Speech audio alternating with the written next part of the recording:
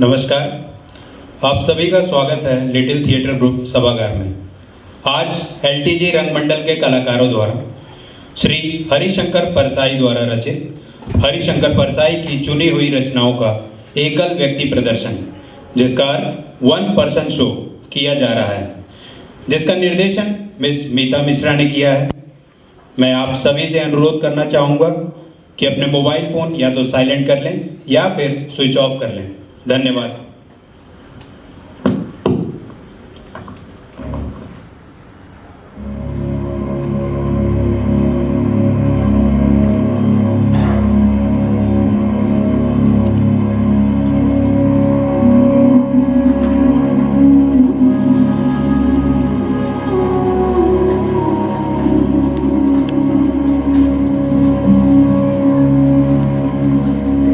आंगन में बैगन।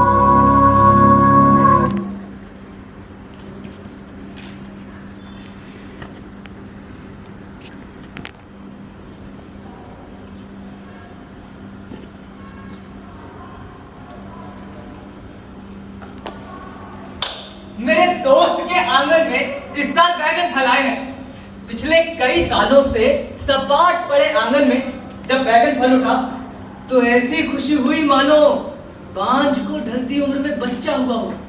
सारे परिवार की चेतना पर इन दिनों बैगन सवार है।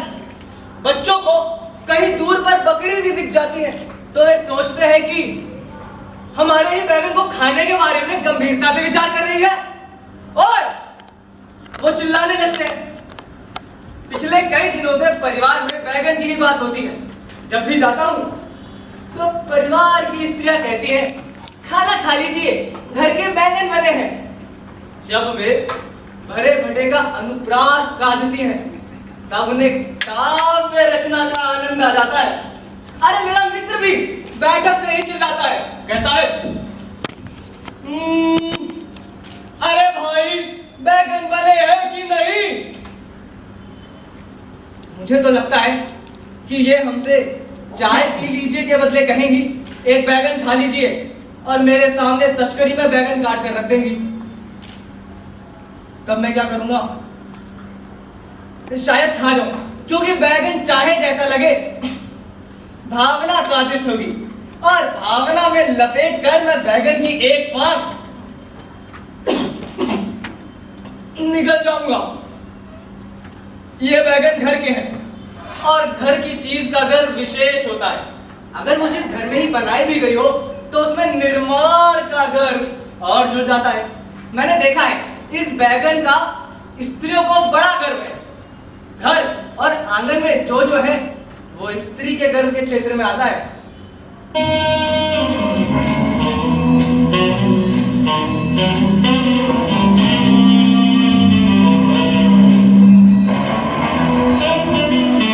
टॉर्च बेचने वाले।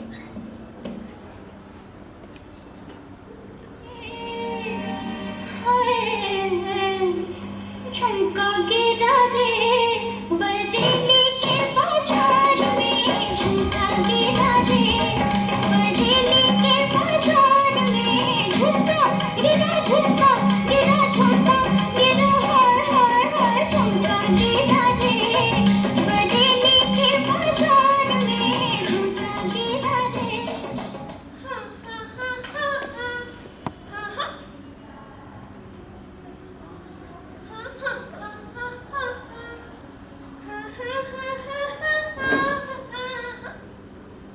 हाँ भैया जी, बताओ क्या क्या लगा दे?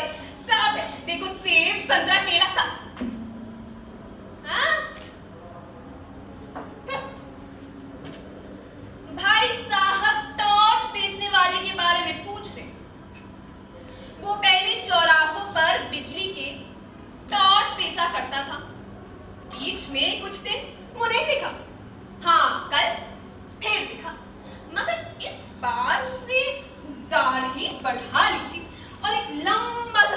पहन रखा था।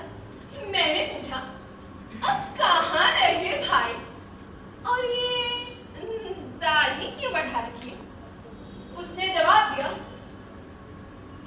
बाहर गया था।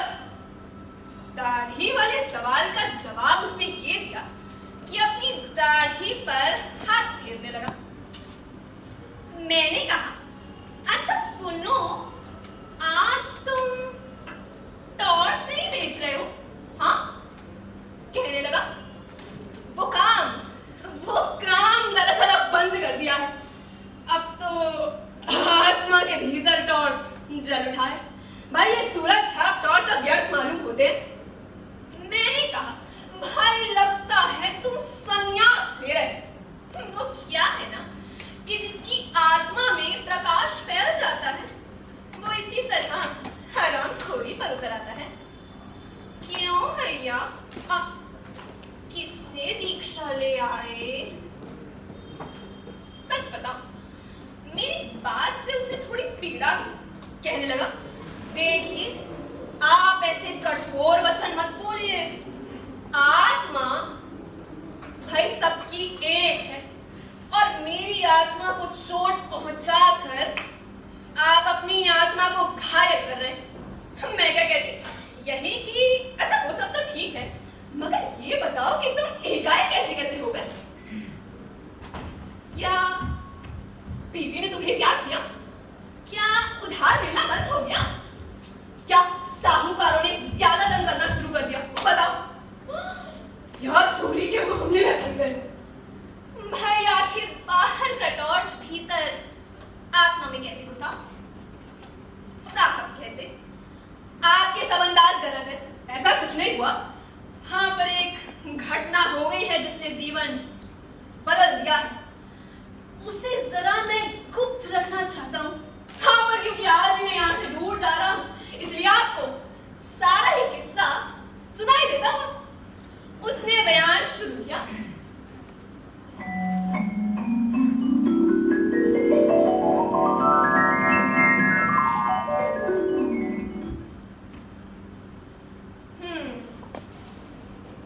तो भाई ऐसा है, 5 साल पहले की बात है। मैं अपने दोस्त के साथ हताश एक जगह बैठा था। हमारे सामने आसमान को छूता हुआ एक सवाल था। वो सवाल था, पैसा कैसे पैदा करें? हम दोनों ने उस सवाल की एक टांग पकड़ी और उसे हटाने की कोशिश करने लगे। आप मानेंगे नहीं, हमें पसीना आ गया, पर सवाल हिला भी नहीं। मेरे दोस्त ने कहा, यार इस सवाल के पांव तो जमीन में गहरे गड़े, ये उखड़ेगा नहीं, इसे टाल जाए। फिर क्या, हमने दूसरी तरफ मुंह कर लिया, पर सवाल फिर हमारे सामने आकर खड़ा हो गया। तब मैंने कहा, यार ये सवाल टलेगा नहीं, चलो भाई इसे हल ही कर दे। पैसा पैदा करने के लिए कुछ ऐसी तरकीब निकालते हैं जो आज तक किसी ने नहीं किया। हाँ, मिल गया भाई। पैसा पैदा करने के लिए कुछ काम धंधा करते हैं। हम दोनों इसी वक्त अलग अलग दिशाओं में अपनी अपनी किस्मत आजमाने निकल पड़े। और हाँ, ठीक 5 साल बाद आज ही के दिन इसी वक्त हम दोनों यहाँ मिलेंगे। मेरा दोस्त क्या कहता बेचारा, यही कि यार साथी क्यों ना चले। मैंने कहा नहीं, क्योंकि भाई किस्मत आजमाने वालों की जितनी पुरानी कथाएं मैंने पढ़ी हैं, उन सब में वे अलग अलग दिशाओं में जाते हैं। वो क्या है ना, साथ जाने में किस्मतों के टकरा कर भाई टूटने का डर रहता है। हाँ, तो साहब हम अलग अलग चल पड़े। मैंने टॉर्च बेचने का धंधा शुरू कर दिया। आपको तो पता ही है, ऐसे ही मैदान में या चौराहे पर लोगों को इकट्ठा कर लेता और बड़े ही नाटकीय ढंग से कहता, भाई और उनकी बहनों, आजकल सब जगह अंधेरा छाया रहता है, रातें बेहद काली होती हैं, अपना ही हाथ नहीं सूझता, आदमी को रास्ता नहीं दिखता, वो भटक जाता, उसके आसपास भयानक अंधेरा है। अंधेरा घर में भी है, आधी रात को पेशाब करने उठता है, सांप पर उसका पाँव पड़ जाता है भाई, सांप उसे डस लेता है और वो मर जाता है। आपने तो देखा ही है साहब कि लोग मेरी बातें सुनकर कैसे डर जाते हैं। अरे भरी दोपहर में वे अंधेरे के डर से कांपने लगते हैं। बताओ, सच आदमी को डराना कितना आसान है। जब वो लोग डर जाते तब मैं कहता, भाई और उनकी बहनों, ये सच है कि अंधेरा है, मगर प्रकाश भी तो है। वही प्रकाश मैं आपको देने आया हूँ। हमारी सुरक्षा टॉर्च वो प्रकाश है जो अंधेरे को दूर भगा देता है। तो आज सूरज छाप टॉर्च खरीदो और अंधेरे को दूर करो। अब जिन भाइयों को चाहिए ऊंचा हाथ करे, फिर क्या, मेरे टॉर्च बिक जाते और मैं मजे में जिंदगी गुजारने लगा।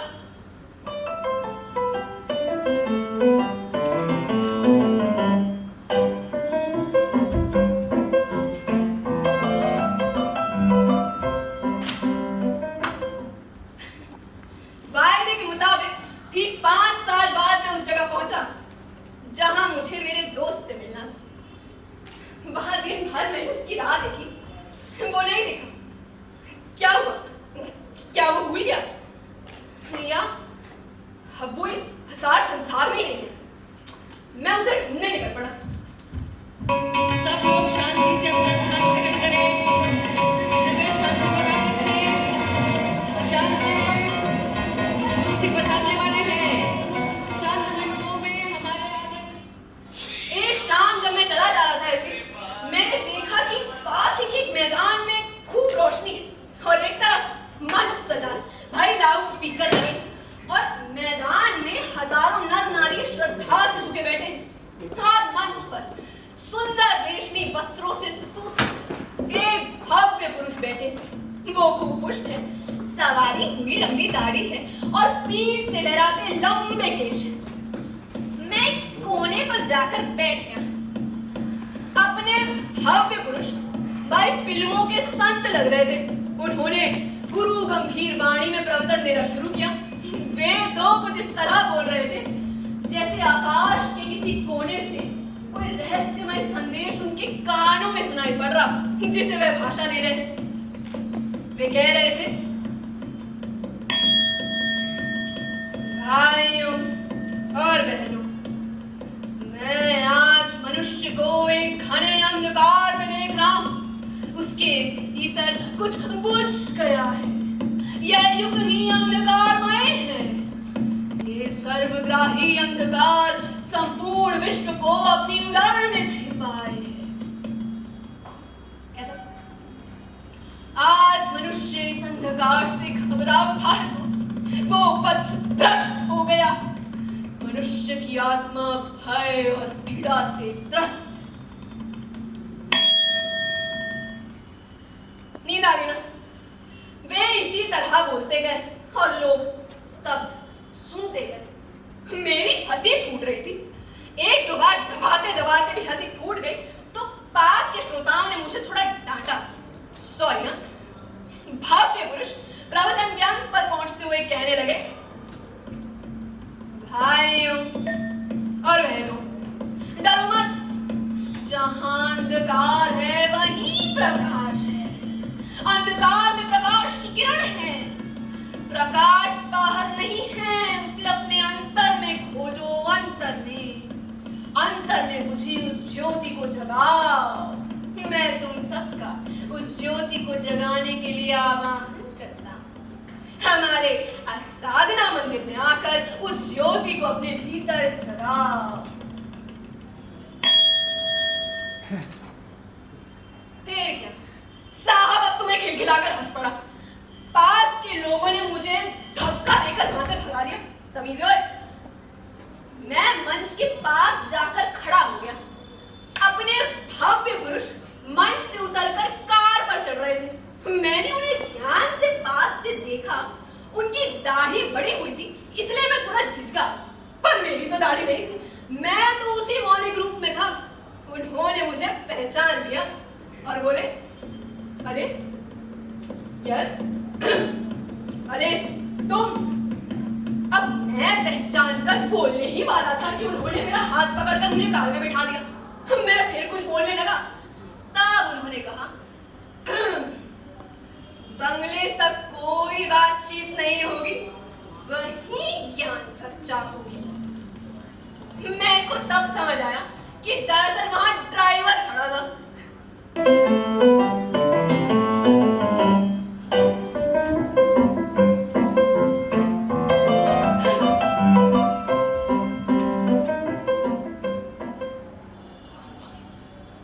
बंगले पर पहुंचकर मैंने उसका ठाठ देखा। उस वैभव को देखकर मैं थोड़ा झिझका, पर तुरंत ही मैंने अपने दोस्त से खुलकर बातें शुरू कर दी। यार, तू तो बिल्कुल बदल गया है। उसने बड़ी गंभीरता से कहा, परिवर्तन ही संसार का अनंत क्रम है बच्चा। मैंने कहा, अब इस साले फिलॉसफी मत बता, ये बता कि तूने इतनी दौलत कैसे कमा ली इन 5 सालों में। उसने मुझसे पूछा, तुम इतने साल क्या करते रहे? क्या कहता? यही कि मैं तो घूम घूम कर टॉर्च बेचता था। सच बता, क्या तू ही टॉर्च का व्यापारी है? देख, क्योंकि जो बातें मैं कहता हूँ वही तू कह रहा था। हाँ, बस मैं थोड़े सीधे ढंग से कहता हूँ, तू उन्हीं बातों को बड़े रहस्यमय ढंग से कहता है। अबे सुन, लोगों को अंधेरे का डर दिखाकर टॉर्च बेचता हूँ। तू भी तो अभी लोगों को अंधेरे का डर दिखा रहा था, जरूर तू भी टॉर्च ही बेचता है। उसको मेरी बात थोड़ी पसंद नहीं आई, नाराज हो गया। कहता, तुम मुझे नहीं जानते, मैं टॉर्च क्यों बेचूंगा? मैं तो साधु, महात्मा और दार्शनिक कहलाता हूँ। तब मैंने भी कह दिया, अबे साले तुम कुछ भी कहना हो, बेचते तो तुम टॉर्च हो। तुम्हारे और मेरे प्रवचन एक जैसे। अब चाहे कोई साधु बने, दार्शनिक बने या संत बने, अगर वो लोगों को अंधेरे का डर दिखाता है तो जरूर अपनी कंपनी की टॉर्च बेचना चाहता है। सच बता, किस कंपनी की टॉर्च बेचता है? देख, मुझे सब पता है। तुम्हारे जैसे लोगों के लिए हमेशा अंधकार छाया रहता है। चल सच बता, तुम्हारे जैसे किसी आदमी ने हजारों में कभी ये कहा कि भाइयों, आज दुनिया में प्रकाश फैला? कभी नहीं कहा। क्यों? क्योंकि भाई उसे अपनी कंपनी की टॉर्च बेचनी है। मैं क्या कह रहा हूँ? अरे मैं खुद भरी दोपहर में लोगों से कहता हूँ कि भाइयों, आज देश में अंधकार है। चल बता, किस कंपनी की टॉर्च बेचता है? मैं जान के रहूंगा। मेरी बातों ने उसे ठिकाने पर ला दिया और कहता, तेरी बात ठीक तो है, मेरी कंपनी नहीं, वो तो सनातन है। दिमाग में एक सवाल उठा था, सोचा पूछ ही लूं। अच्छा, वैसे कहाँ है तेरी दुकान? जरा नमूने के लिए एक आध टॉर्च तो दिखा। सुना है सूरत छाप टॉर्च से बहुत ज्यादा बिक्री है उसकी। हंसने लगा और कहता, उसकी कोई दुकान बाजार में नहीं, वो तो बहुत सूक्ष्म है। हाँ, पर कीमत उसकी बहुत मिल जाती। तू 1-2 दिन रह, तुझे सब समझा देता हूँ। तो साहब मैं 2 दिन उसके पास रुका। तीसरे ही दिन सूरत छाप टॉर्च की पेटी को नदी में फेंक कर नया काम शुरू कर दिया। बस 1 महीने की देर और है।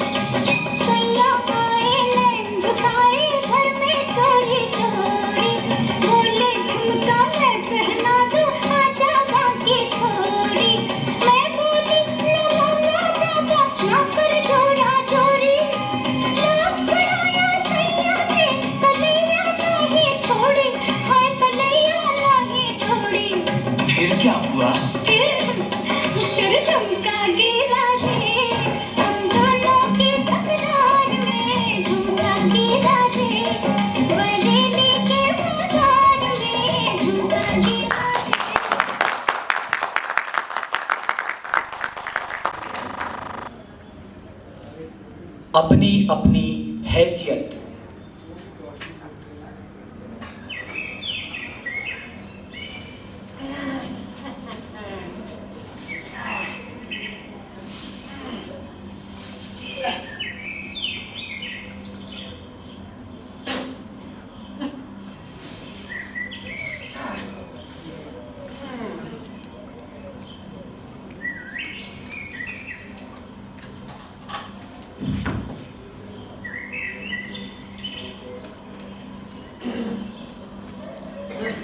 राम राम काका। अरे काका, ये अखबार पढ़ लिया हो तो आप मुझे दे सकते हैं? धन्यवाद काका।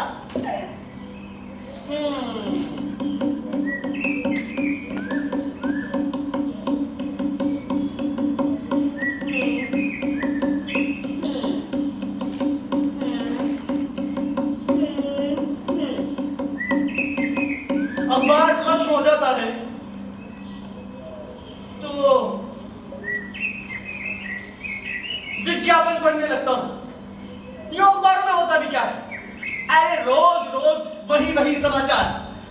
उसने उसका पैसा खाया था, उसकी अजी उसकी तो पोल खुल गई, उसकी अजी उसकी तलाशी हो गई, वो तो गिरफ्तार हो गया। भाई मैं ना तब उन केंद्रों के इर्द गिर्द था जहां पैसे खाए जाते थे, और मैं अब उन केंद्रों के इर्द गिर्द हूं जो पोल खोल रहे हैं। मैं वहां कहीं भी नहीं हूं जहां पैसे खाने के नए टेप खुल रहे हैं। यानी अपने जमाने के इतिहास के निर्माण में अपना कोई योगदान ही नहीं है। अपने हिस्से में सिर्फ इतिहास की कसम खाने का काम पड़ा है।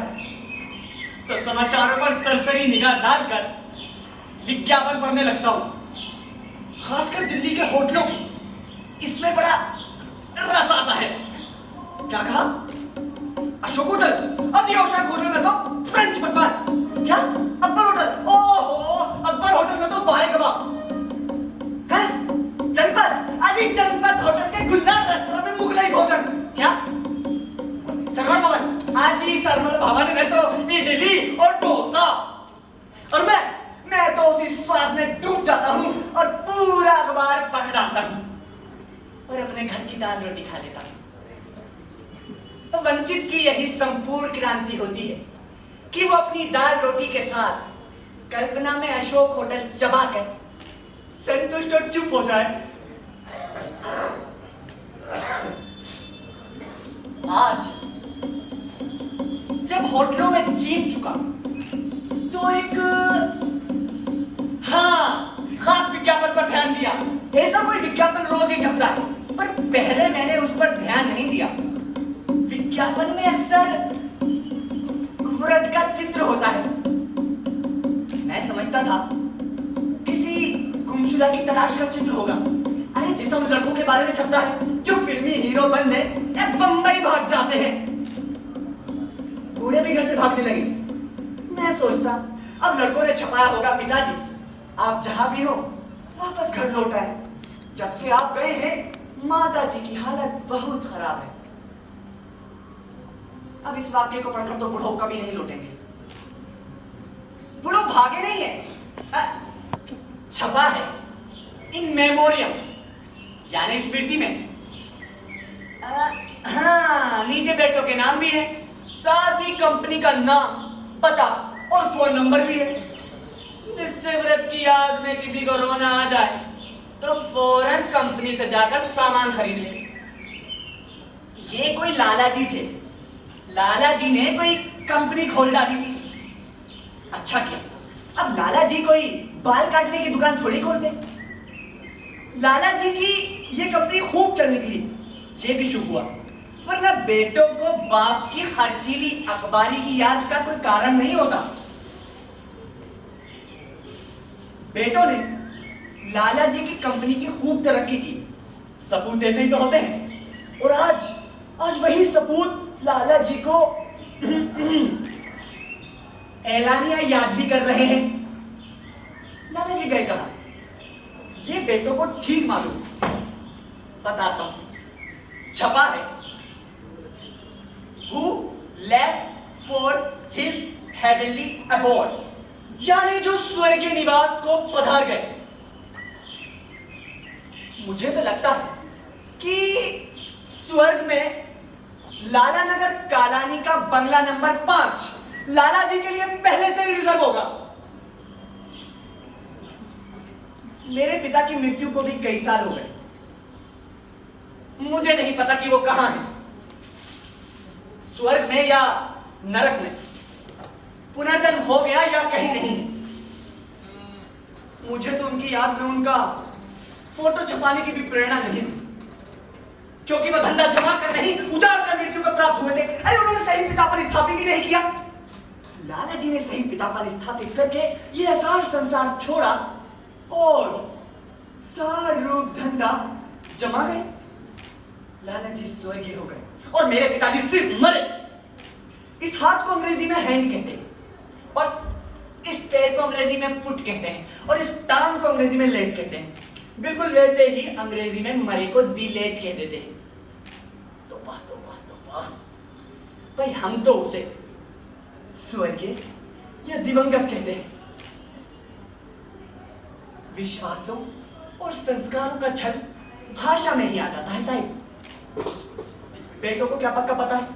अजी मुझे शक है, शायद लाला जी का पुनर्जन्म हो चुका है, लेकिन पुनर्जन्म तो दोबारा 84 लाख योनियों में भटकने के बाद मिलता है। नहीं नहीं नहीं नहीं, लाला जी इतनी जल्दी मनुष्य तो बने ना होंगे। हाँ, हो सकता है लाला जी श्वान योनि में चले गए और अपने कारखाने के फाटक पर ही हूं। अब बेटों को क्या पता कि जो कारखाने के फाटक पर भों भों करते हैं वो पूज्य पिताजी ही हैं। और बेटे उस अखबार का मजमून नहीं पढ़ेंगे और घबराहट से उस अखबार को झट से छिपा देंगे कि कहीं कोई देवता इनाम के लोभ में उन्हें पकड़वा ना दे। ये बेटे लाला जी को क्यों दुखी और परेशान करते हैं? अरे बाप रे, अब इस अखबार को कंपनी के कर्मचारी भी पढ़ेंगे। वो शायद कहेंगी, अरे भाई यही है वो चुस्त लाला, अरे जिसने मजदूरों का खून चूसा था, अरे कितना पैसा लेता था, अब कितना काम लेता था। हो अरे मजदूर एक दिन बीमार पड़ जाए तो पैसा काट लेता था, अब रोनक भोग रहा होगा। बाबा, अब इस अखबार को व्यापारी भी पढ़ेंगे।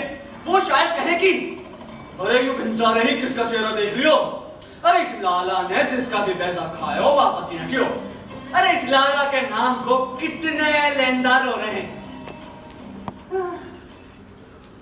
मेरी सलाह मानते तो मैं इन पिता भक्तों से कहता कि उम्र दराज पिताजी की फोटो मत छपाया करो।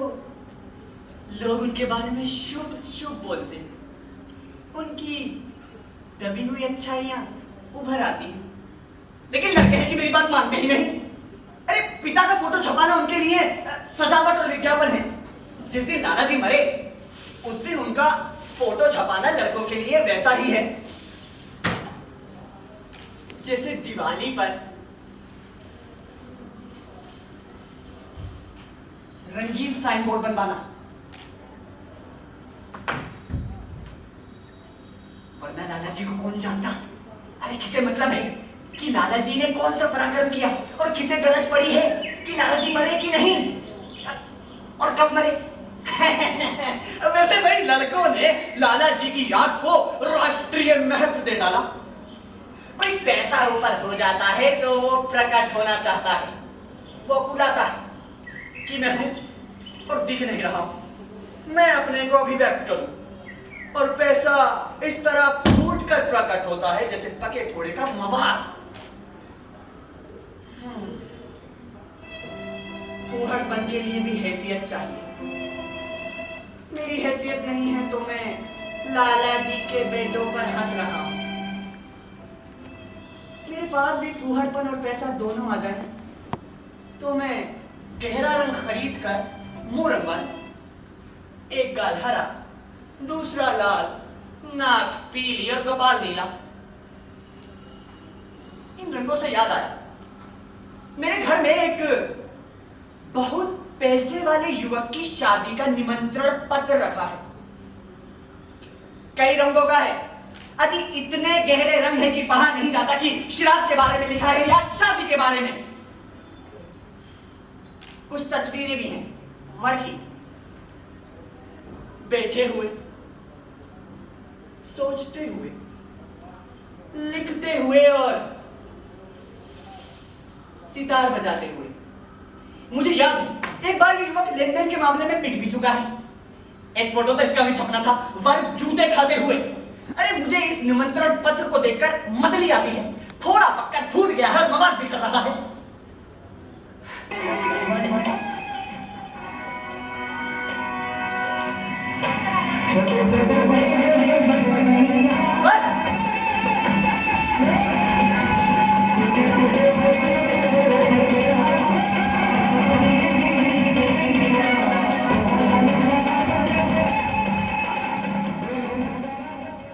कल की बात है, यहां से एक बारात गुजर रही थी।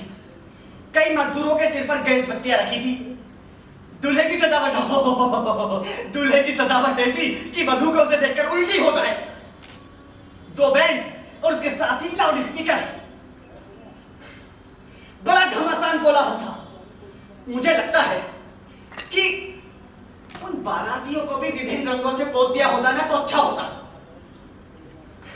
मेरे घर में एक कैलेंडर टंगा था। वो भी बड़े व्यापारी का कैलेंडर था, जिसमें धन की देवी लक्ष्मी फूल पर बैठी थी।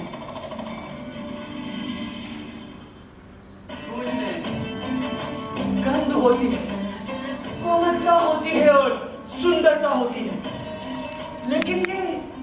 लेकिन ये देवी तो फूल को कुर्सी समझकर उस पर बैठी है। धन की देवी है ना। अब इनका ये हाल है तो इनके कृपा पात्र तो फूहड़ पर करेंगे।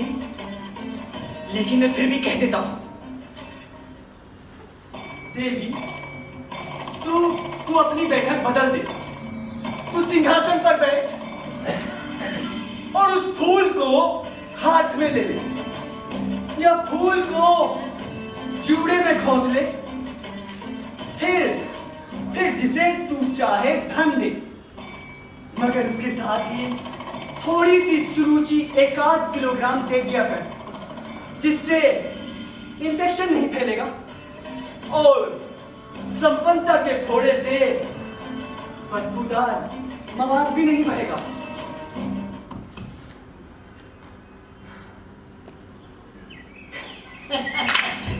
बातों में ना ये झाड़ू भी पूरी हो गई। काका कल मिलता हूँ, झाड़ू पूरी हो गई है। और हाँ, ये अखबार साथ लिए जा रहा हूँ। राम राम काका।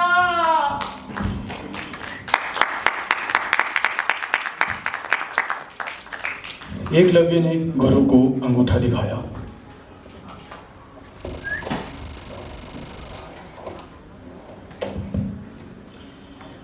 शोधकर्ताओं को हाल ही में कुछ पुरानी पोथियों की पांडुलिपियां मिली हैं, जिनमें 20वीं सदी में लिखित एक पुराण भी मिली है।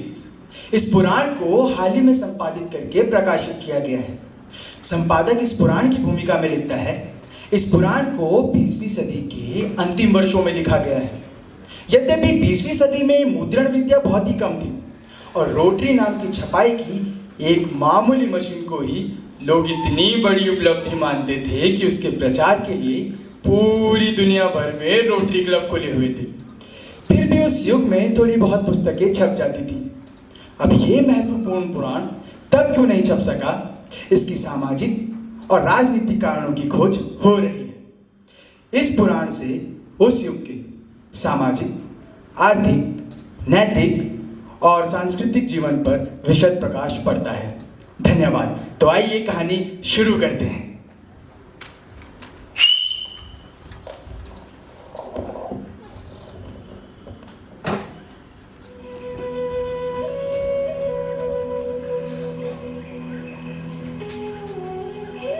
एक समय की बात है, एक विश्वविद्यालय में राजनीति विभाग के एक प्रतिष्ठित अध्यापक रहते थे, जिनका नाम था द्रोणाचार्य। पदक्रम के अनुसार वे रीडर कहलाते थे। रीडर लीडर उस व्यक्ति को कहते हैं जिसे खुद तो कक्षा में पढ़ाना नहीं आता था, किंतु वो पाठ्य पुस्तक या कुंजी पढ़कर अपना काम चला लेता था। द्रोणाचार्य के दो शिष्य थे, एक का नाम था अर्जुन और एक का नाम था एकलव्य दास। अर्जुन दास एक धनी व्यक्ति का बेटा था, जिनका समाज में प्रभाव और राज दरबार में भी उनका मान होता था। अर्जुन दास रोज आचार्य के घर जाया करता था और आचार्य भी रोज अर्जुन दास के घर जाया करते। अर्जुन दास और आचार्य का साथ इतना घना था कि यदि कोई आंखें बंद करके आचार्य प्रवर की कल्पना करे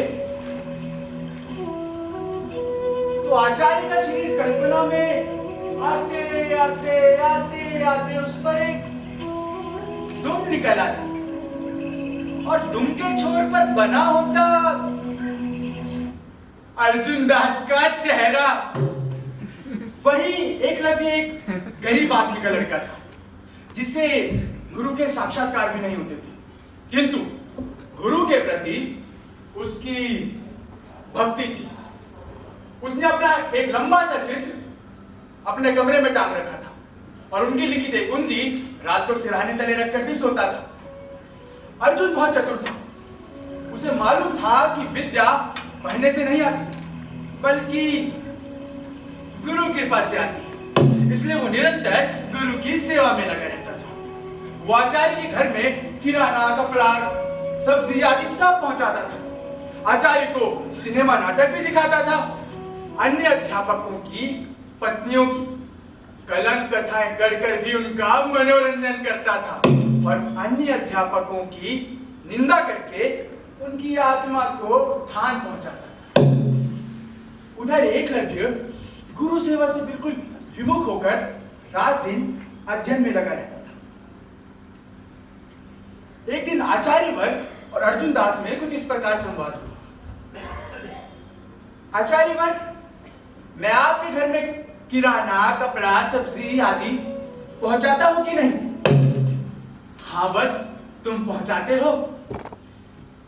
आचार्य को सिनेमा नाटक कौन दिखाता है? बच्चों को त्योहारों पर मिठाई, कपड़े, खिलौने आदि कौन खरीद कर देता है? वत्स, तुम खरीद कर देते हो। क्या कोई अन्य शिष्य है जो आपकी प्रशंसा मुझसे अधिक करता हो? नहीं वत्स, ऐसा तो कोई नहीं है। क्या कभी ऐसा हुआ है कि मैंने अन्य अध्यापकों की निंदा ना करके आपके दिल को दुखाया हो? नहीं वत्स, ऐसा तो कभी नहीं हुआ। अच्छा ये बताइए गुरुवर कि आपने लीडर बनने में मेरे पिताजी की सहायता ली थी या नहीं ली थी? निसंदेह पुत्र कि ये सर्वथा सत्य है। अब ये बताइए कि आप विभागाध्यक्ष बनने में किसकी सहायता लेंगे? निसंदेह पुत्र तेरे पिता की। क्या कभी उस एकलव्य ने आपकी सेवा की है? उसे तो गुरु की कोई सुध ही नहीं है, वो तो बस दिन रात निर्जीव ग्रंथों में डूबा रहता है। अच्छा गुरुदेव, तो ये बताइए कि आप मुझे वर देंगे नहीं? किस चीज का पुत्र? प्रथम आने का। आप मुझे वर दीजिए कि मैं फर्स्ट क्लास फर्स्ट आऊं और छात्रवृत्ति लेकर विदेश जाऊं। यह सुनकर आचार्यवर थोड़े संकोच में आ गए। उन्होंने दृढ़ स्वर में कहा, तुम्हारी मनोकामना पूरी हो।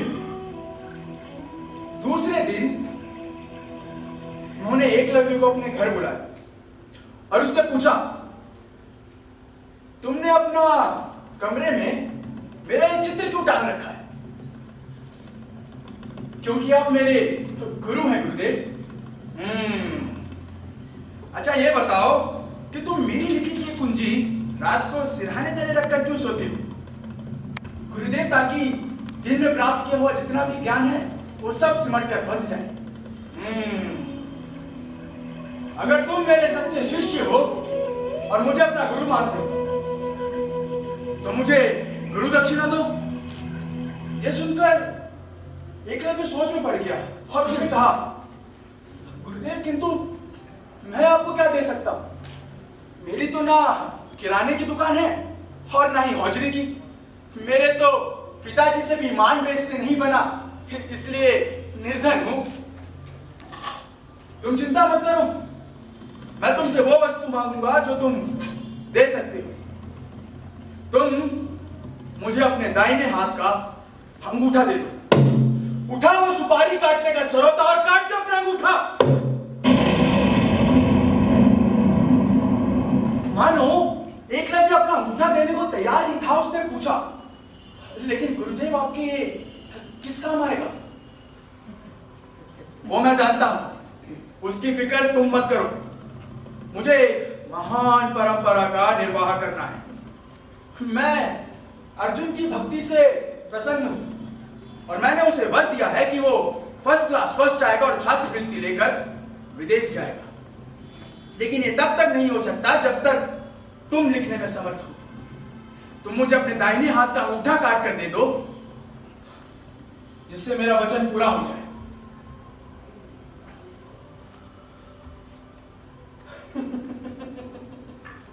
गुरुदेव, लेकिन मेरे दाहिने हाथ का अंगूठा काटने से आपका उद्देश्य पूरा नहीं होगा, क्योंकि मैं बाएं हाथ से भी उसी कुशलता से लिख लेता हूं। जब मैंने होश संभाला तो मैंने ध्यान दिया अपने नाम पर। तभी से मुझे मालूम पड़ गया था कि एक दिन एक अध्यापक मेरा अंगूठा जरूर मांगेगा। यह सुनकर आचार्यवर बहुत निराश हुए।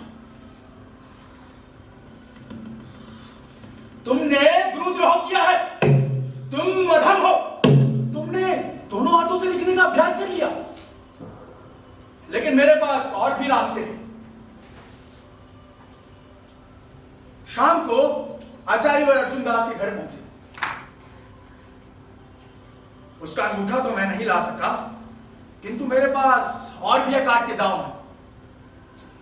तुम्हारा एक पेपर जांचने के लिए मुझे मिलेगा और दूसरा मेरे परम मित्र देवदत्त शर्मा को। तुम्हें 100 में से 99 नंबर मिल जाएंगे और उस एकलव्य का सारा ज्ञान और अभ्यास सारा धरा का धरा रह जाएगा। अर्जुन यह सुनकर बिल्कुल निश्चिंत हो गया। वहीं एकलव्य अभी भी अपने अध्ययन में था। परीक्षाएं शुरू हुई। दोनों ही विद्यार्थियों ने यथाबुद्धि अपने प्रश्नों के उत्तर लिखे। अर्जुन को अपने गुरु पर पूरा विश्वास था, क्योंकि उनके गुरु के खिलाफ एक पत्ता भी नहीं हिल सकता था। परीक्षाएं समाप्त हुई। अर्जुन दास अपना आखिरी पर्चा देकर लौटा। उसने देखा कि आचार्यवर उदास बैठे हुए। ये देखकर अर्जुन का सारा साहस ठंडा पड़ गया। आचार्यवर, आप ऐसे उदास क्यों बैठे हैं? पुत्र, मैं अधम हूं। मैं अपना वचन पूरा नहीं कर सका। लेकिन आचार्यवर, हुआ क्या? आज के बाद गुरु की पीढ़ियां मुझे धिक्कारेगी, लेकिन आचार्यवर, ऐसा हुआ क्या? तुम्हारा पेपर जांचने के लिए मुझे नहीं मिला और ना ही मेरे मित्र देवदत्त शर्मा को। लेकिन गुरुदेव, आपने तो कहा था कि पेपर जांचने के लिए आपको मिलेगा। उपकुलपति ने किन्हीं अज्ञात अध्यापकों से पेपर की जांच करवा दी। लेकिन गुरुदेव, ऐसा कैसे हो सकता है? उस एकलव्य ने मेरी कंप्लेंट कर दी। उदास होकर दोनों के दोनों काफी देर तक बैठे रहे। उसके बाद अर्जुन दास बोला, गुरुदेव, प्राचीन काल में भी एक एकलव्य था ना? गुरुदेव बोले, हाँ, किंतु वो पुण्य युग था और ये पाप युग है। उस एकलव्य ने बिना किसी तर्क के अपने अंगूठे को काटकर अपने गुरु को दे दिया और इस एकलव्य ने गुरु को अंगूठा दिखाया। धन्यवाद।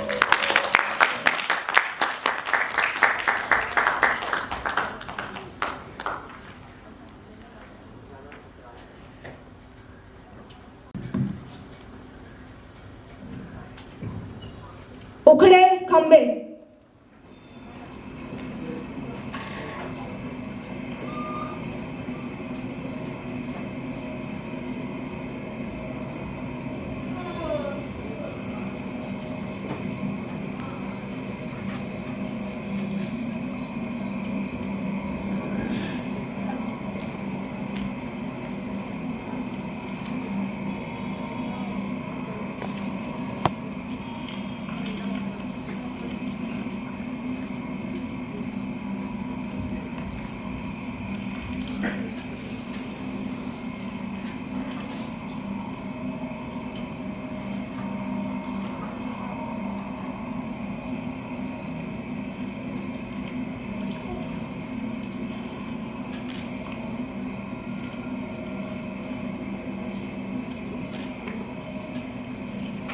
एक दिन एक राजा ने जोरों शोरों से घोषणा की कि सभी मुनाफाखोरों को बिजली के खंभे से टांग दिया जाए।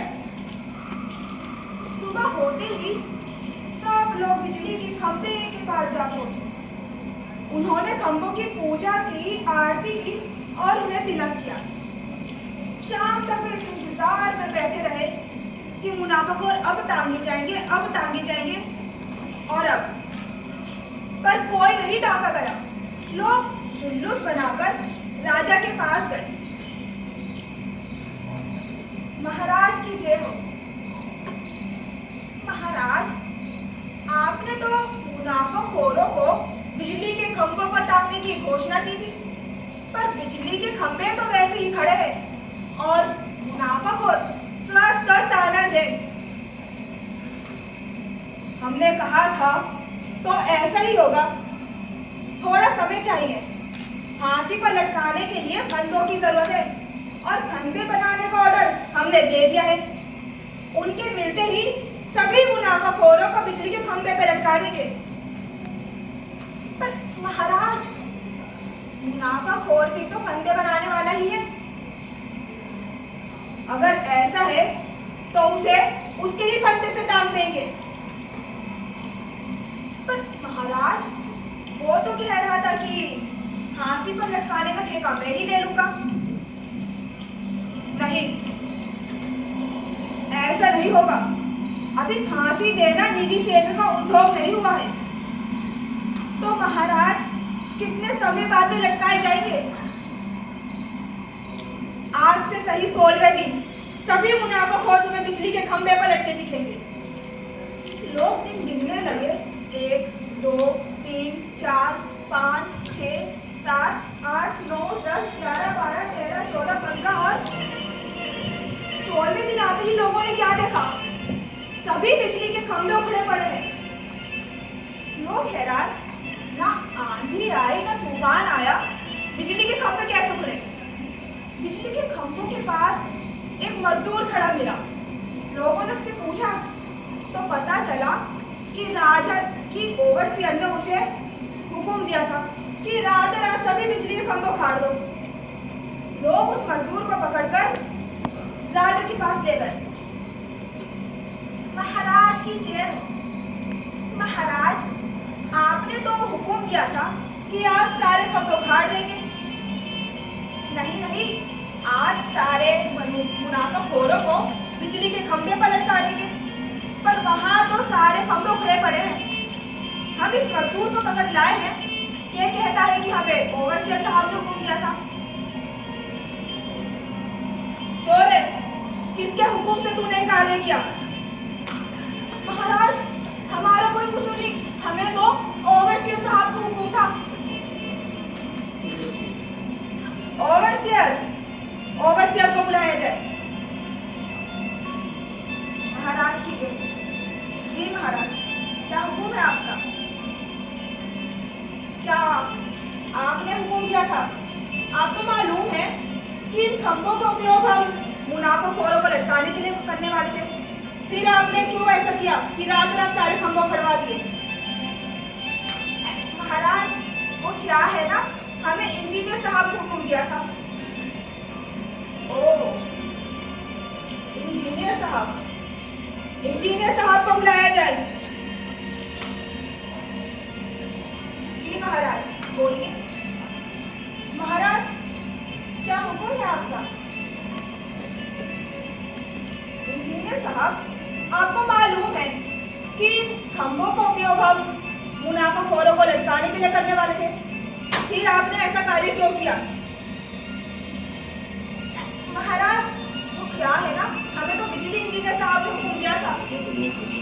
अब बिजली इंजीनियर साहब को बुलाया गया तो उन्होंने बोला, महाराज, हमें सेक्रेटरी साहब ने हुक्म दिया था। और इस तरह एक दूसरे को बोलने लगे। सेक्रेटरी साहब, आपका ये दुस्साहस, आपको पता है कि इन खंभों का उपयोग हम मुनाफाखोरों को टांगने के लिए करने वाले थे। फिर आपने रातों रात खंभों उखाड़ने को हुक्म क्यों दिया? महाराज, वो क्या है ना, अगर हम खंभे ना उखाड़ते तो पूरा शहर नष्ट नष्ट हो जाता। अच्छा, ये तुमने कैसे जाना? आज क्या है ना, अगर ये खंभे ना उखाड़ते तो पूरा शहर नष्ट हो जाता। ये सलाह मुझे विशेषज्ञ ने दी थी। विशेषज्ञ? कौन है वो विशेषज्ञ? भरोसे का आदमी है? जी महाराज, बिल्कुल भरोसे का आदमी है, घर का ही आदमी है, मेरा साला होता है। मैं अभी उसके सामने पेश करता हूँ। महाराज की जय हो। महाराज, मैं विशेषज्ञ हूँ और भूमि और वातावरण की हलचल का अध्ययन करता हूँ। मैंने अपने परीक्षण के द्वारा यह पता लगाया कि हमारी जमीन के नीचे भयंकर विद्युत प्रवाह घूम रहा है और मुझे यह भी मालूम हुआ कि आज वो प्रवाह हमारे शहर के नीचे से निकलेगा। आपको मालूम नहीं हो रहा, पर वो बिजली अभी हमारे शहर के नीचे से निकल गई है और अगर हमारे बिजली के खंभे ना हटा ले जाते तो वो बिजली हमारे खंभों के द्वारा ऊपर आती और हमारे शहर के पावर हाउस की बिजली से टकराती और एक भयंकर विस्फोट होता। तब न एक प्राणी जीवित रहता और न एक इमारत खड़ी रहती। ये सलाह तुरंत मैंने सेक्रेटरी साहब को दी और उन्होंने उचित समय पर ठीक निर्णय लेकर इस शहर को बचा लिया। इस तरह सभी लोग सकते ना गए। वो मुनाफाखोर वाली संकट को तो बिल्कुल भूल गए थे और जान को छुटाने की अनुभूति से दबे हुए थे। बेचारे वापस लौट गए। उसी सप्ताह बैंक में इन नामों पर कुछ रकमें जमा हुई। सेक्रेटरी साहब के नाम 2 लाख, श्रीमती सेक्रेटरी साहब 2 लाख, श्रीमती विशेषज्ञ 25,000, श्रीमती इंजीनियर 1 लाख, श्रीमती बिजली इंजीनियर 1 लाख और श्रीमती ओवरसियर 5,000।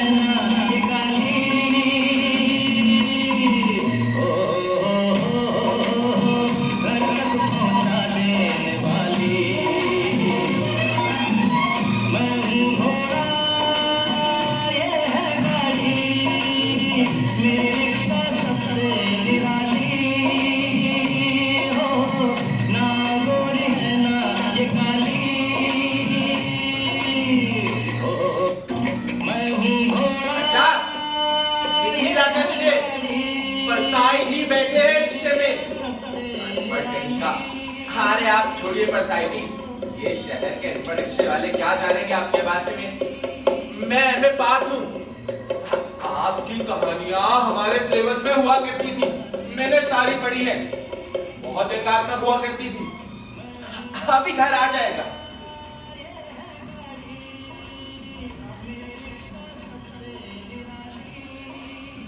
हाँ, आ गया घर। धन्यवाद। घर चलते हैं। मेरी बीवी अब मायके गई है तो बलवंत के ढाबे से रोटी खरीद के खा लूंगा। जल्दी घर चलता है। मेरी रिक्शा सबसे निराली, गोरी है न काली, मेरी रिक्शा सबसे प्यारी। ये क्या है? लगता है परसाई जी अपनी डायरी में रिक्शे में ही भूल गए। इसमें तो उनकी कुछ अनप्रकाशित कहानियां लगती हैं। मनीषी जी, एक अशुद्ध आदमी, बेताल का 7वां अध्याय, सुदामा का चावल, भोले राम का जीव, ये कुछ इंटरेस्टिंग लगती है। ऐसा कभी नहीं हुआ कि धर्मराज लाखों वर्षों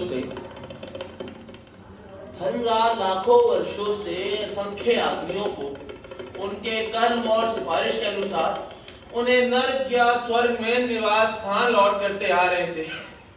लो जी, परसाई जी ने तो पहली ही पंक्ति में अपने व्यंग्यात्मक लेखन का परिचय दे दिया। आगे पढ़ के देखता हूं क्या लिखा है।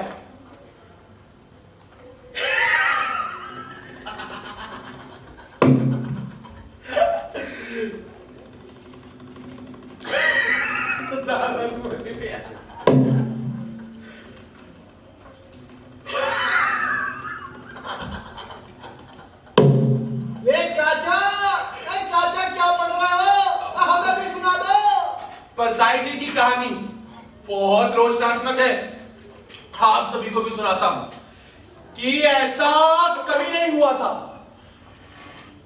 धर्मराज लाखों वर्षों से असंख्य आदमियों को उनके कर्म और सिफारिश के अनुसार उन्हें नर्क या नर्क स्वर्ग में निवास स्थान लौट करके आ रहे थे, परंतु ऐसा कभी नहीं हुआ था।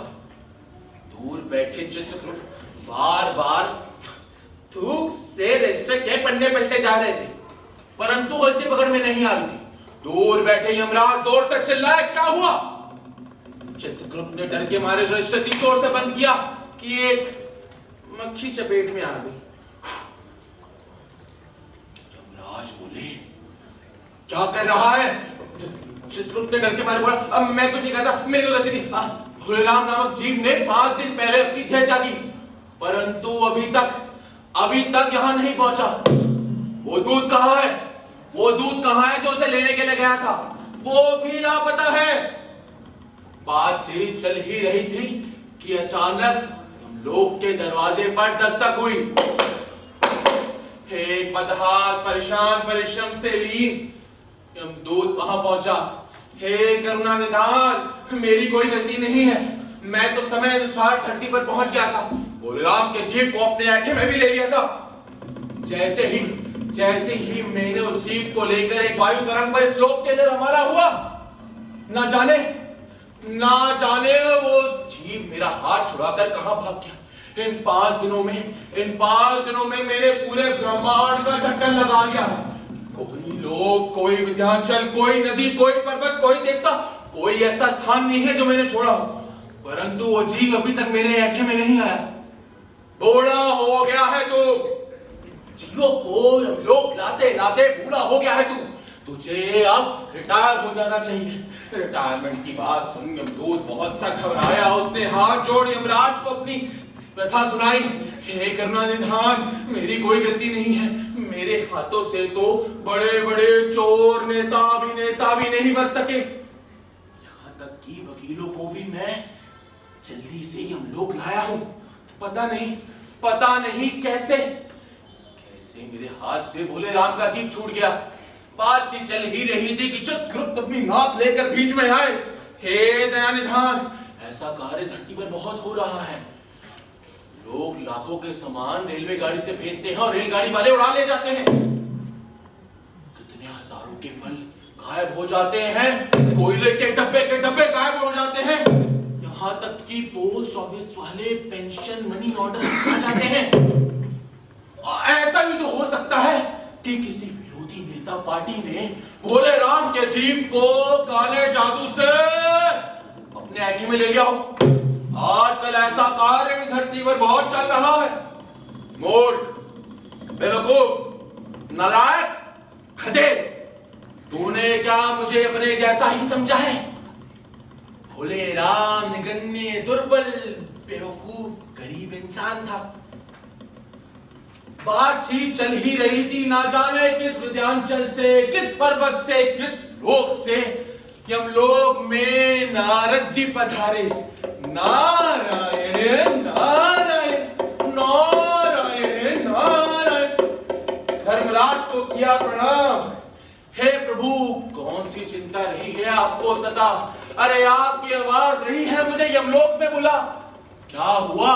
क्या नर्क में अभी भी वही समस्या बाकी है? क्या लोग अभी भी फुटपाथ पर सोते हैं? हरे मुनिवर जी, कैसी करते हैं बात। आजकल वे बहुत काबिल ठेकेदार और इंजीनियर आ चुके हैं। आज उन्होंने देखते ही देखते ये बड़ी बड़ी इमारतें खड़ी कर दी हैं। कई इंजीनियर तो ऐसे हैं जिन्होंने भारतवर्ष का 5 वर्षीय योजना पैसा खाया है। कई लोगों ने तो ऐसे मजदूरों की दिहाड़ी खाई है जो कभी कार्य पे ही नहीं गए। उन्होंने क्या बिल्डिंगें बनाई है। बात तो यहाँ भोलेराम की चल रही है। भोलेराम ने 5 दिन पहले देह त्यागी, परंतु इस लोक नहीं पहुंचा। ये दूत भी उसे लेने गया था, लेकिन वो भी असफल रहा। पूरे 5 दिन में ये पूरे ब्रह्मांड का चक्कर लगा के आ चुका है, लेकिन उसे अभी तक भोले राम के बारे में कुछ पता नहीं चला। क्या भोले राम पर इनकम टैक्स बकाया था? आजकल इनकम टैक्स और ईडी डिपार्टमेंट वाले ऐसे किसी को नहीं छोड़ते हैं। खैर, चित्रगुप्त ने बताया, अरे महाराज, इनकम होती तो टैक्स होता ना, बेचारा भूखा मर रहा था। फिर ऐसा कौन है जो इस युग में ब्रह्मा विष्णु महेश से भी बढ़कर है, जो धर्मराज को चकमा दे जाए? वो मनुष्य कुछ तो खास होगा। खैर, चित्रगुप्त जी बार दोबारा से थूक से रजिस्टर के पन्ने पलटिए और भोले राम का पता बोलिए। भोले राम, भारतवर्ष, मध्य प्रदेश, गंदे नाले के पीछे टूटी फूटी डेरी में चौथी गली में अपने परिवार समेत रहता था। एक लड़की, 2 बालक, 1 स्त्री, सरकारी नौकरी से रिटायर। वो किराए के मकान में रहता था, जिसका किराया उसने पिछले 1 वर्ष से नहीं दिया था, इसलिए मकान मालिक उसे निकालना चाहता था। अगर मकान मालिक वास्तविक में मकान मालिक है तो उसने अब तक उन लोगों को निकाल दिया होगा, इसलिए आपको थोड़ी सी दिक्कत आ सकती है, बुरा ना मानिएगा। नारद ने किया धर्मराज को प्रणाम, शुरू किया हरि कथा का जाप।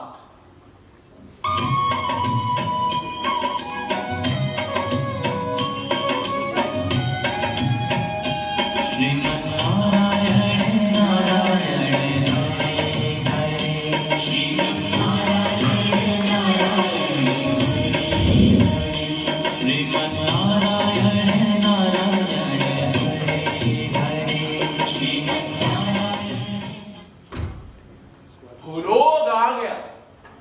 भारतवर्ष, मध्य प्रदेश, धामापुर जिला, गंदे नाले के पीछे टूटी फूटी डेरी, चौथी गली, वो रहा भोले राम का मकान। दूर से ही पता लगता है किसी गरीब इंसान का मकान है। भोले राम ने नारद नारायण चिल्लाया, घर से बाहर आई भोले राम की छोटी सी फ्रॉक पहनी हुई बिटिया। कौन है? क्या चाहिए? घर में कोई नहीं है, आगे बढ़ो।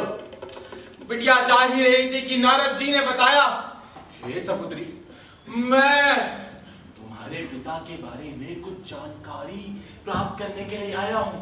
अगर तुम्हारी माता भीतर हो तो कृपा करके उन्हें बाहर भेजिए, मैं उनसे कुछ वार्ता करना चाहता हूं। नारायण नारायण की सुन आवाज, भोले राम की बीवी बाहर आई। उसने देखा ऊपर से नीचे तक नारद को। क्या है? कौन चाहिए? किससे मिलना है? मैं भोले राम जी के बारे में कुछ जानकारी प्राप्त करने के लिए आया हूं। बीवी ने सोचा आया होगा कोई पेंशन ऑफिस से। बता देती हूँ भोले राम जी के बारे में बड़ा चढ़ा के। भोले राम जी थे ऐसे, भोले राम जी थे वैसे। कैसे कैसे? अरे अरे अरे ठहरिए, मैं जानना चाहता हूँ कि भोले राम जी को क्या बीमारी थी। क्या बताऊं, भोले राम जी को तो गरीबी की बीमारी थी।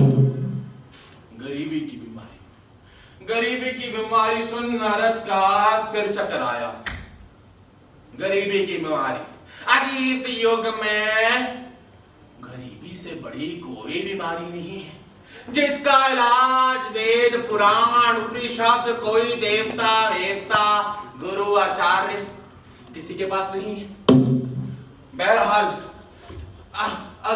मतलब भोले राम जी कह, अरे सुनिए महाराज, मैं कह रही थी भोले राम जी 5 साल से पेंशन पे रिटायर थे। पेंशन का पैसा एक बार भी नहीं आया। भोले राम जी हर 10-15 दिन में एक आधी अर्जी देकर आते थे। या तो जवाब आता था या नहीं आता था। आता था तो ये कि केवल आपकी पेंशन पर विचार हो रहा है, धैर्य रखिए, हम पेंशन ऑफिस आपके साथ है। देखते देखते बीत गए 5 साल, नहीं आया पेंशन का कोई भी जवाब। भोले राम जी ने धैर्य जागी, छोड़ गए संसार में मुझे अकेला। बिक गए थे घर के बर्तन, बिक गए मेरे गहने। अब क्या करूं, आप ही बताइए। अरे देवी, भोले राम जी की इतनी ही उम्र होगी। नहीं साधु, मिल जाते 50-60 रुपए तो कुछ वर्ष और जी लेते। खैर, ये बताइए कि भोले राम जी का किसी से विशेष लगाव था? लगाव तो केवल बच्चों से ही होता है ना साधु। नहीं, मेरा मतलब था कि किसी पराई स्त्री। बहुत सुन, नारद जोर से पीछे बैठे चिल्लाए। बीवी जोर से घबराकर यूं चिल्लाए, साधु तुम कोई लुच्चे लफंगे नहीं हो, सोच समझकर बोलो क्या बोल रहे हो। भोले राम जी एक पत्नीवता पति थे। उन्होंने मेरे सिवा कभी किसी और की तरफ नहीं देखा। जो बोलना है सोच समझकर बोलो। हर अच्छी गृहिणी को इसी भ्रम में रहना चाहिए कि उसका पति केवल उससे ही प्यार करता है। खैर, बातें चल रही थी, फुर्सत ही नहीं नारद को। उसने कहा, नारायण माता, मैं चला अपने धाम की ओर। नारद जी जा ही रहे थे कि पीछे से आवाज आई, सुनिए साधो। बीवी ने चिल्लाया, क्या आप भोले राम जी की पेंशन दिलवा सकते हैं? अगर पेंशन मिल जाती तो कुछ वर्ष इन बच्चों को और पाल लेती। नारद जी ने कहा, भला बोलो, पर मेरी कौन सुनता, और मेरा तो कोई है नहीं मठ यहाँ, कैसे करूं सहायता आपकी? नारद जी को शक्ल देख बच्चों और बीवी की थोड़ी सी तरस आई। कहा, हो आते हैं पेंशन ऑफिस, लगा आता हूं आपके भोले राम जी की एक और अर्जी। नारद चल दिए पेंशन ऑफिस।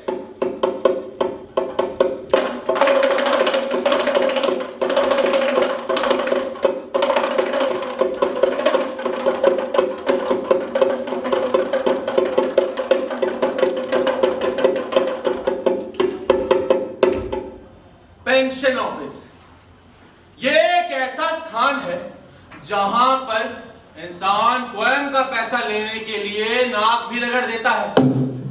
पेंशन ऑफिस में जैसे ही गया नारद जी ने प्रवेश, उन्हें दिखे एक छोटे बाबू, कद छोटा, पेट मोटा, बैठे थे कुर्सी पर पैर फैलाए, पी रहे थे वो कटिंग चाय। उन्होंने देखा आया कोई है ग्राहक अपना, बातचीत शुरू करते हैं। क्या चाहिए तुम्हें, किस लिए आए हो यहाँ पर, क्या काम है? चंदा वंदा नहीं मिलेगा, ये सरकारी दफ्तर है। हे मनुष्य, जानने आया हूँ भोले राम जी के बारे में। कृपा होगी अगर आप मुझे कुछ बता देंगे उनके बारे में। भोले राम बहुत नेक इंसान थे। अरे पिछले 5 सालों से वो कई बार मुझे चाय पिलाते रहे हैं, कितनी बार यहाँ आते रहे हैं। उन्होंने अपनी बहुत सी अर्जियां दी, लेकिन उस पर कोई वजन नहीं रखा, इसलिए उनकी फाइल बहाल नहीं हो पा रही थी। वजन? ये कैसा वजन है, किसका वजन है? अरे कौन सा वजन है, कहां से मिलता ये वजन है? नारद जी थोड़े से बौखलाए, थोड़े से परेशानी में आए। क्या ये गदाधारी भीम की गदा है? क्या ये है अंगद का पैर? क्या ये स्वयं महाबली हनुमान है? बाबू ने कहा, वैरागी तुम्हें नहीं आएगी समझ अभी जरा सी भी, तुम जाके मिलो दूसरे बाबू से दूसरे कमरे में। नारद गए दूसरे कमरे में, दूसरे ने भेज दिया तीसरे के कमरे में, तीसरे ने भेजा चौथे ने भेजा 5वें। नारद जी जब 25-30 बाबुओं के आगे घूम आए, उनका सर चकराए, सांस फूल के वापस वहीं पर आए। चपरासी को आई तरस जरा सी, उन्होंने तुक्के से बताई बात राज की। सुनिए, अगर आप 1 वर्ष भी इनके पीछे घूम लेंगे ना, तो भी ये आपका कार्य पूरा नहीं होने देंगे। आप सीधा बड़े बाबू के कमरे में चले जाइए, वो आपका काम एक बार में बहाल कर देंगे। बात सुन चपरासी की नारद जी मन थोड़ा सा मुस्कुराए, शांति से आई उनके मुख पर। दबे दबे पांव चल दिए बाबू के कमरे की ओर। ना देखा दाएं, ना देखा बाएं, ना देखा ऊपर, ना देखा नीचे। पहुंच गए सीधा बड़े बाबू के कमरे की ओर। बड़े बाबू, कद बड़ा, मूंछ बड़ी, पहना था उन्होंने विलायती कोट, लगाई थी टाई वाई, पी रहे थे वो अंग्रेजी पाइप और बोले अंग्रेजी में, Who are you? कौन चाहिए तुम्हें? कौन हो तुम? किससे मिलना है? अरे what's your problem? हे मनुष्य हूं मैं नारद, जानने आया हूं भोले राम के बारे में, कृपा होगी तुम्हारी जो बता दो उसके बारे में। बोले Ram, I know this fellow, idiot fellow. He is giving his pension application.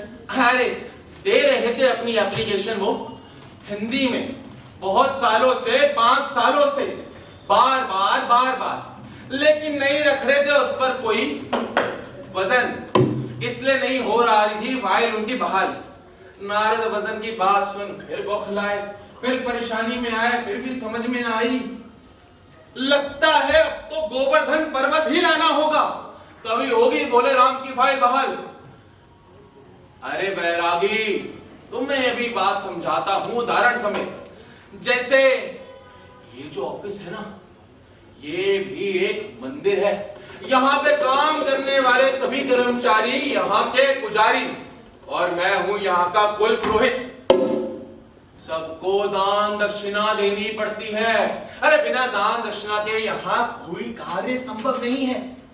Narad की बात सुन दक्षिणा की कुछ तो समझ में आई। बाबू ने उदाहरण से फिर समझाई। आपकी ये जो सुंदर वीणा है ना, ये भी आप फाइल पर रख सकते हैं। इससे भी ये भोले राम की फाइल बहाल हो सकती है। अपनी वीणा को जाते देख नारद थोड़े से घबराए। मेरी सपुत्री संगीत सीख रही है, अगर ये वीणा आप मुझे दे देंगे तो मैं उसे दे दूंगा। और वैसे भी साधुओं की वीणा से तो कितने मधुर संगीत बहते हैं। वो जल्दी संगीत सीख सकेगी, संगीत सीख गई तो उसकी नौकरी लग जाएगी, नौकरी लग गई तो उसका ब्याह सकुशल हो जाएगा और भोले राम की फाइल भी बहाल हो जाएगी। नारद ने वीणा का दुख जताया, रख दी बाबू की मेज पर। मेज पे रखते ही बाबू ने आवाज लगाई, राजो राजो, जाकर छोटे बाबू से भोले राम की फाइल लेकर आओ। राजू लाया फाइल, मोटी मोटी, 4 वेदों से भी बड़ी रखी उसने बाबू की मेज पर। क्या नाम बताया था आपने? नारद ने सोचा बाबू सुनता है थोड़ी ऊंची, आवाज लगाई, भोले राम। फाइल में से आवाज आई, कौन है? पोस्टमैन, पेंशन ऑर्डर लाए हो? आवाज सुन फाइल में से बाबू घबराया, गिर गया अपनी मेज से। नारद को बात समझ में आई, तुम भोले राम हो क्या? हाँ, अरे तुम्हारा स्वर्ग में इंतजार हो रहा है। नहीं, मैं तो पेंशन की फाइल में अटका हूं। मैं भूलोग नहीं छोड़ सकता, क्योंकि मैं पेंशन की फाइल में अटका हूं।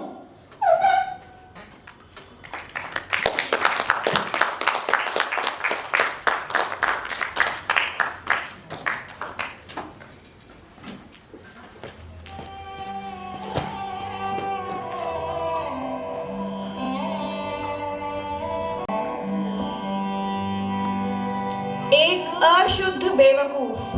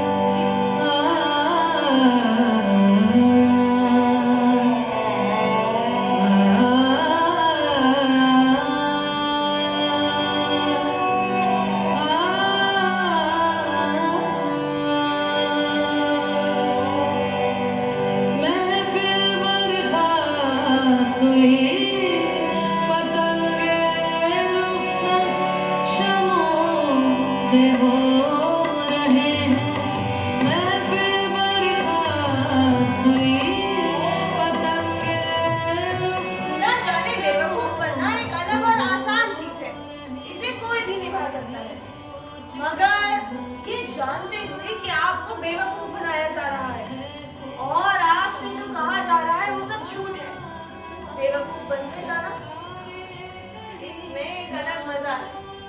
ये एक तपस्या है और इस तपस्या के मजे लेने की आदि मैं तो हो चुकी हूँ, मगर ये महंगा मजा है, इसलिए जिसकी हैसियत ना हो उनको ये मजा नहीं लेना चाहिए।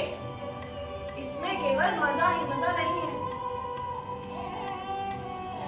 करुणा है, मनुष्यों की मजबूरियों पर सहानुभूति है, आदमी की पीड़ा की दारुण व्यथा है। ये सस्ता मजा नहीं है, इसलिए जिनकी हैसियत नहीं होती उनके पास दो रास्ते बचते हैं, या तो चिढ़ जाए या बन जाए शुद्ध बेवकूफ। शुद्ध बेवकूफ एक दैवी वरदान है मनुष्य जाति को। दुनिया का आधा सुख खत्म हो जाए अगर शुद्ध बेवकूफ ना हो। मैं शुद्ध नहीं, अशुद्ध बेवकूफ, और शुद्ध बेवकूफ बनने के लिए हमेशा उत्सुक रहती हूँ।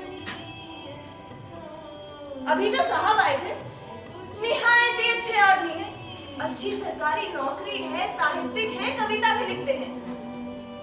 मेरे यहाँ कवि के रूप में आए, बातें घंटे 2 घंटे काव्य की ही होती रही, मगर मैं ठहरी अशुद्ध बेवकूफ। मैं जानती थी कि इस काव्य चर्चा के बाद कोई ना कोई और बात जरूर निकलेगी। वो मेरी तारीफ करते रहे और मैं बर्दाश्त करती रही। फिर मैंने उनसे कहा, कुछ सुनाइए, तो संकोच करने लगे। आमतौर पर कोई भी कवि अपनी कविता सुनाने के लिए बहुत उत्सुक रहता है, मगर ये साहब संकोच कर रहे हैं और बोल रहे हैं कि हम आपसे कुछ लेने आए हैं। मैंने सोचा शायद क्या लेने आए होंगे। मैंने सोचा भाई ये इंसान तो ईश्वर से भी बड़ा है, ईश्वर को भी यदि थोड़ा सा प्रोत्साहित किया जाए तो वो अपनी तुकबंदी सुनाने के लिए पूरे विश्व को इकट्ठा कर देगा। मगर ये साहब संकोच कर रहे हैं और कह रहे हैं कि हम आपसे कुछ लेने आए हैं। कविताएं इन्होंने सुनाई, मगर बड़े बेमन से। मैंने इनकी प्रशंसा भी की तो भी ये साहब प्रसन्न नहीं। ये बड़े अचरज की बात है, घटिया से घटिया साहित्यिक सर्जक भी अपनी प्रशंसा से बदला जाता है, मगर ये साहब जरा भी विचलित नहीं हुए।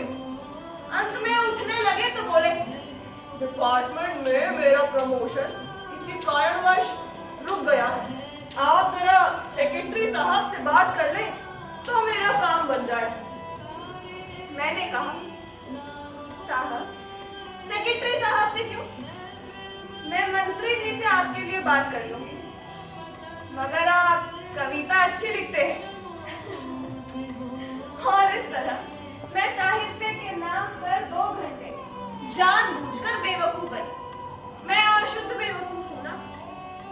एक बार तो एक कॉलेज के प्रोफेसर क्लास 1 के मेरे यहाँ आए, मगर ये साहब ये नहीं जानते थे कि हाँ, कॉलेज के डीन मेरे घनिष्ठ मित्र हैं। यूं तो ये साहब मुझसे 2500 बार मिल लिए थे, मगर जब डीन के सामने मुझसे मिले तो इन्होंने ऐसा बर्ताव किया जैसे मुझसे पहली बार मिल रहे हो। तो जब डीन ने मेरा परिचय इनसे करवाया तो मैंने भी ऐसा ही बर्ताव किया जैसे मेरा इनसे पहला परिचय हो। ये समझ गए कि मैं अशुद्ध बेवकूफ। डीन के सामने मुझसे बोले, मेरी आपसे मिलने की वर्षों से लालसा थी, आज वो लालसा पूरी हुई।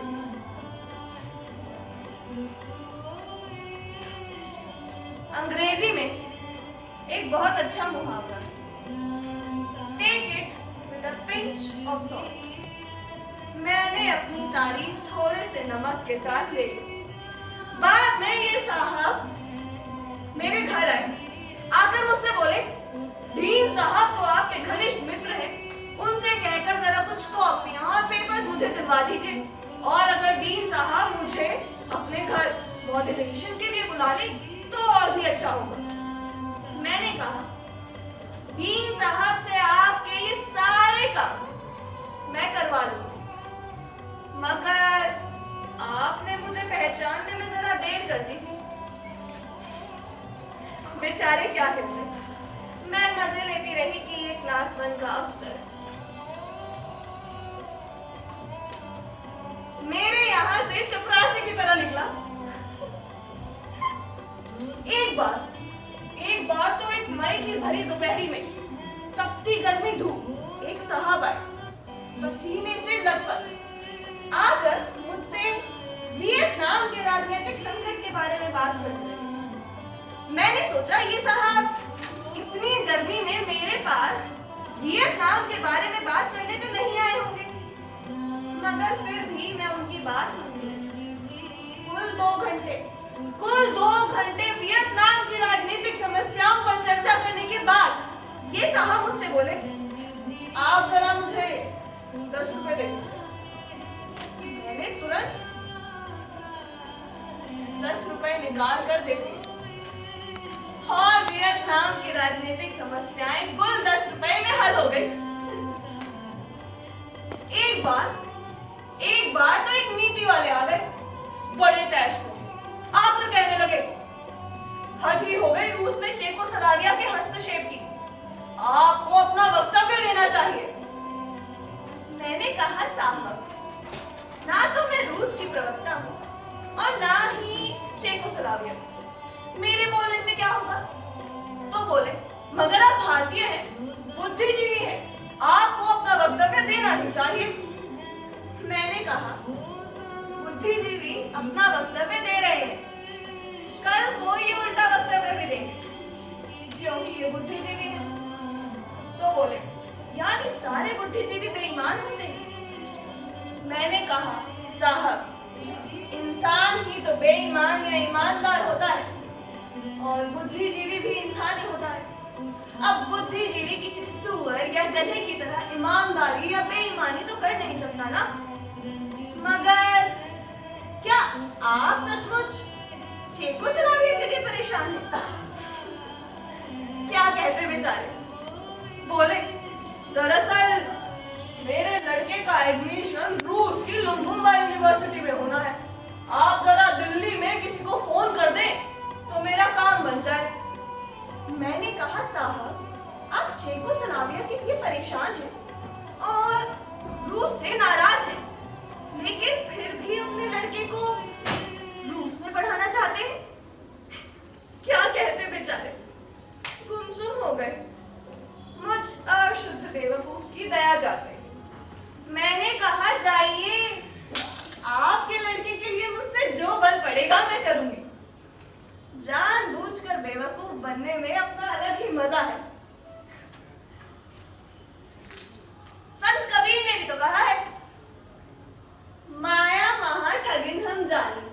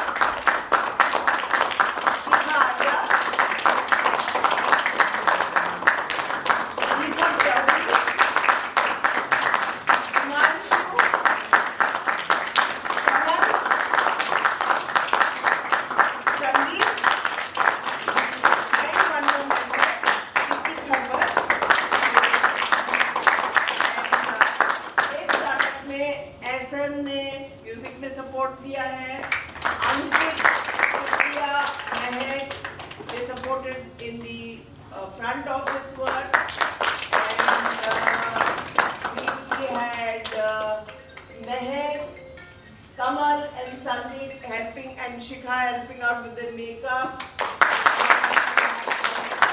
Himanshu who did the announcement.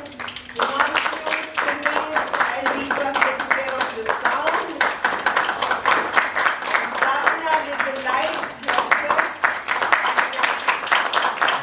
And we had Ajay Bhaiya for the lights. We had Sanjay Bhaiya, Madan Rai, Anil Rai, all our guards, and we thank the NGT management so much who have supported us. And मैं नीता कृष्णा हूँ.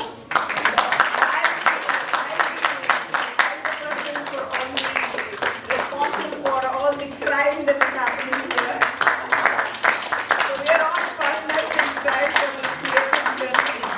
और हम अक्सर अलग-अलग प्रकार के एक creative journey में निकल जाते हैं और ये वाला journey काफी मुश्किल रहा क्योंकि मैंने इन लोगों को बहुत परेशान किया कि आपको कोई साथी नहीं मिलेगा, आपको अकेले मंच पर परफॉर्म करना है.